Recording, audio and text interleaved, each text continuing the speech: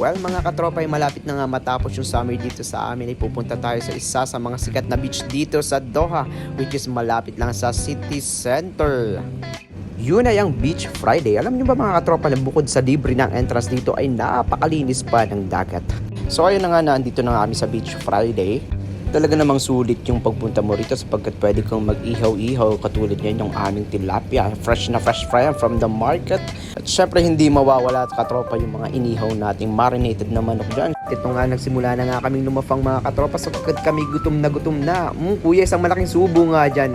My God. Mada, wag ka na magreklamo sapagkat nandyan ang pagkain. Kita mo sa atin, tawang-tawa na sa'yo. Bakit? Lami ka ayo, habibi. Flex ko lang pala yung inihaw naming fresh na tilapia.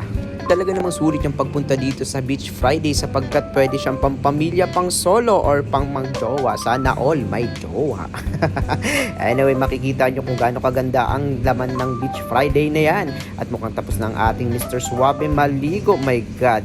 At ito ating Madam Kalikasan hindi pa tapos. Oh Maura, uwi na tayo. At dahil nga naman sulit ang pagpunta namin dito sa Beach Friday, hindi na namin namalayan ng oras, umaga na pala. So paano ba yan? Magpapaalam na kami mga katropa. So paano ba yan? Hanggang sa muli. Bye-bye!